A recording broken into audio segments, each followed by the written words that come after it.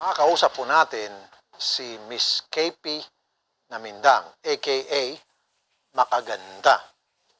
Kanyang reklamo, ang live-in partner, boyfriend, na siya iniwan matapos pakinabangan. Pera ang talagang naging ugat dito ng problema. Bukod pa doon sa naging salawahan si lalaki sa kanya. Magandang umaga po, Miss Cafe Namindang. Magandang umaga po, sir. Umpisahan po natin doon sa inyong pagbablog. Sino ba ang may-ari ng vlog? Kanino po nakapangalan yung vlog? Sa kanya po, sir. Pero pagdating sa content, sharing Kami kayo. pang dalawa po. Kami pang dalawa simula po umpisa, sir. Okay. Kanino pong concept yun? Yung Siya. ganong klaseng vlog? Sa kanya po, sir. Lahat po nang makikita niyong video, siya po ang nakakaisip nun, sir. Okay. Pero kasama ka doon sa content. Opo, sir.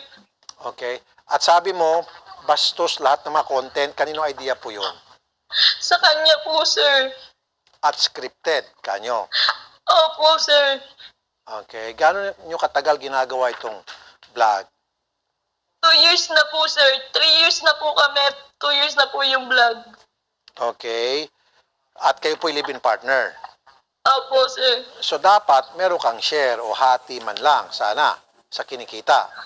Opo, sir. Wala kang nakukuhang Wala. pera mula sa income ng vlog Wala mo? po, sir. Bakit? Ba't wala? Ba't di mo in-insist sa kanya na, teka muna darling, dalawa tayo dyan, bigyan mo ako ng share? Walang ganon?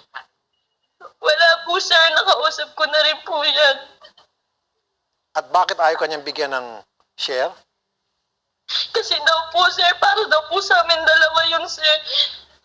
At ayaw ko pong pag-isipan niya na yun lang po ang habol ko din sa kanya, sir. Sa inyong pagsasama, sinong may hawak ng pera? Siya po, sir, lahat po ng pangalan, nakapangalan po sa kanya, sir. Ganon? Okay. Opo, Tapos ngayon, iniwan ka na niya. opo, sir, anniversary po namin yung una niya po akong iwan. At bakit kanya iniwan?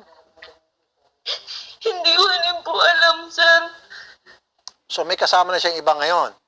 Opo, sir. Okay. Wala ka man lang pinakinabangan kahit na singkong duling dito sa vlog ninyo na kung saan kasama ka dun sa content Wala po, sir. Wala po akong naipundar. na naghirap ka rin? Mahirap po, sir. Okay. Ano po yung sinabi niya sa iyo nung siya po'y umalis at nung Wala sinilin mo siya po, tungkol sir. dun sa share mo? Wala po, sir. Wala. Okay. Sino kinakasama niya ngayon? Yung babae po na sinali po niya sa vlog, yung scripted po, sabi niya po, hindi naman totoo kaya okay lang yan. Ayoko po talaga, sir, kasi ayoko pong ibang maano na babae sa vlog po namin. Magkano bang kinikita ng vlog ninyo kung alam mo?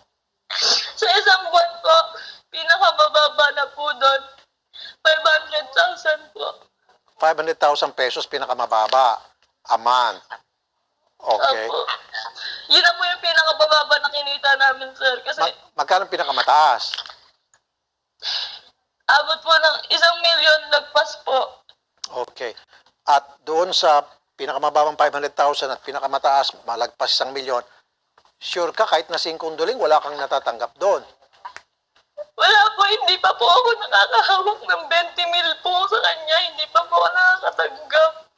So ano to? Sa pagsasama nyo, siya may hawak ng pera at bibigyan ka lang niya kung halimbawa gusto mo ng bumili ng damit. Ito. Hindi po, bibigyan na lang po ako ni kailangan sa bahay ko. Shampoo. Kahit po sabon ako po bumibili, sir. Shampoo, binibigay sa'yo? Hindi pa, yan pa ako po bumibili nun. So shampoo, sabon, lahat ng pangailangan mo, pera mo. Saan mo kinukuha yung pera mo? Saan galing yung pinambibili mo ng mga pangailangan mo?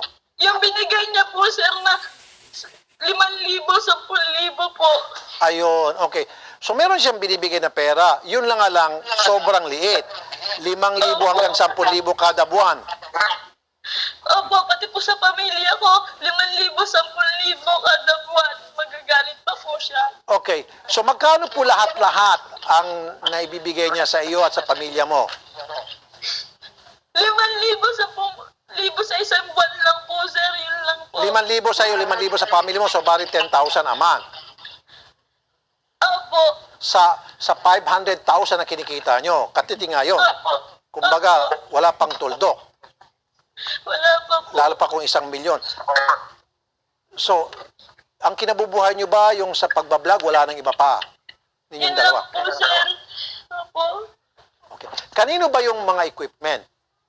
Yung editing Sa machine? kanya din po, sir. Okay. Sa kanya lahat, sa kanya yung concept, pero kasama ka dun sa content at kayo po yung live-in partner. So, therefore, dapat meron ka talaga magandang share doon. Ang nangyari, ang binibigay lang sa'yo, para kang aso, hagisan ka lang dyan ng buto, katiting, and then, okay na. Sa kanya, hindi ka na makapagreklamo. Opo. Tinatawagan po namin si Christian Mark Gray.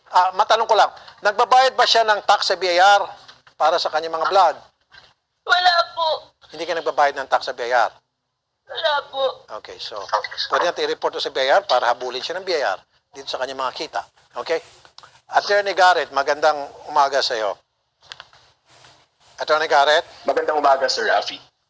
Alright. Yes, Sir Rafi. Magandang Alam ko umaga. na yung YouTube hindi magikialam dito kasi nakapangalan nga kay lalaki yung vlog. Pero dito sa atin, sa Pilipinas, dito kasi siya kumikita, tumatanggap ng pera, itong si lalaki. Live-in partner niya itong si babae at pareho naman sila doon sa content, naghirap. Meron bang habol dapat dito si babae? Yes, sir. No. First of all, kailangan ko po sabihin na this is a very clear case of violence against women and children. Kasi this is just 2 steps short of prostitution, sir. Ito yung pinakaayaw kong nangyayari. Sabi ng babae, ayaw niya na nagde-desist na siya dito sa mga bastos na content. Pero itong lalaki, pinapatuloy niya lang for his own personal gain and wala pang nakuha yung babae. So first, meron tayo yung sa Section 5E ng ating Violence Against Women and Children na pinipilit mo magtrabaho sa ayaw na trabaho ang iyong partner. Again, tandaan natin, dating relationship, sapat na, sir, no? And then, second, meron po tayong psychological abuse na ginagamit sa kanya yung fact na para sa atin to or pinapamukha sa kanya na sa kabutihan nilang dalawang pang-aabuso na ginagawa. So, dun pa lang, may 2 violations as ng Violence Against Women and Children Act natin, Sir Rafi. Okay. Now, di ba dapat meron siyang share doon sa kita? So, pwede ba siya maghabol para mabahagyan naman siya doon sa kinikitang milyones na? Tama po, sir, no? Kasi, again, they're living together as husband and wife without benefit of marriage, and then both of them can be legally married, and ang pinili lang nila is not to be. So, meaning, So, kapag ganito, again, lahat ng kikitain nila, yes, sir. okay, so pwedeng ihabol to sa korte na para yung korte sasabihin, oy, Christian, lalaki, magkano bang kinita nyo dyan? At dahil kayo ay considered as parang husband and wife na, dahil nagsasama kasi isang bubong, bahagian mo yun ng maayos, hindi yung hagisan mo lang ng parang buto, kung magkano, kung kailan mo lang gustong hagisan ng buto na parang aso, di ba?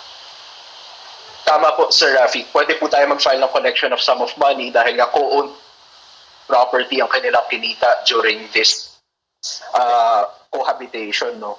And ngayon mo, abandon na siya. Alright. Maria Liza, yung cellphone mo kinuha ni lalaki? Po. Kinuha, nasa yung cellphone mo? Kinuha raw? Sinabi mo sa research namin? Hindi po. Sa akin po yung cellphone ni Merck po. Iniwan niya po sa bahay yung cellphone niya bago siya umalis po. Okay, so kaya hindi pala natin siya matawagan. Sige. Sir, gusto ko po makuha lahat kasi sa loob po ng 3 years, sir. Siya lang po ang nakinabang doon. Nagkakautang pa po siya, sir. Hindi ko po alam kung saan nilalala yung pera, sir. Okay. Attorney Garrett. Nasa si Attorney Garrett. So walang Yes, sir. pwede may kaso si babae kay lalaki dahil iniwan siya at pumunta sa iba. Pero pwede bawsi, tama? Kung okay bang pagkakaintindi natin? Yes, sir. Okay, bawsi. And then, Tama po, medyo malalim yung mga kaso niya sa house. Yes. okay. And then, pangalawa, yung hindi siya nabigyan ng share. So, pwede natin tulungan to si Ma'am Maria Liza Yes, sir. para magsampa ng kaso. And then, mangolekta ng kanyang share. Okay? Pwede po, sir. Sige. Salamat, Attorney Garrett. Yes, sir. Ma'am, hindi namin makontak si Sir dahil yung cellphone pala nasa iyo. Nanonood siya ngayon, magbigay ka na lang po ng mensahe sa kanya. Okay. Then later on, kakausapin po kayo ng staff para doon po sa pagsasampa ng kaso laban sa kanya. Okay? Sige ma'am, kausapin niyo po siya. Sir, yung mga pinapagawa niya po sa akin na iba, sir, yung mga mahuhulog po sa hagdan, yung may mga, basta po yung may mga masasakit na po, sir, ayoko po nun, sir. So labag sa kalooban mo, kaya ma'am, yung sinasabi kanina natin ng Garrett, yan po ay pwedeng bawsi. Dahil labag sa kalooban, pinapagawa sa'yo. Okay? May Opo, kaso sir, yan. pasang-pasa na po ako sa ginagawa kong yun, sir. Sige, ma'am, manawagan ka na lang muna sa kanya, ma'am. Nanonood siya ngayon. Sige po. Meg, pwede mo naman sana akong kausapin eh. Patawarin naman kita eh. Tawa lang din naman ako. Pero sana naman, magsabi ka naman sa akin na ayaw mo na. Okay. Hindi nga pinapahirapan mo ako ng ganito. Okay. Gusto ko lang makuha yung akin. Gusto ko lang mag-usap tayo. Pero sana, hiniling ko pa rin na sana safe ka ngayon. May anak po kayo, ma'am? Wala po, sir. Pero ano po, nag-propose na po yan sa akin. Fiancé na po ako niyan, sir. Oh, okay. Sige, ma'am, huwag niyo ibaba ang telepono, kakausapin po kayo ng staff. Ano po? Para doon sa pagsampa ng kaso against him. Okay. Now,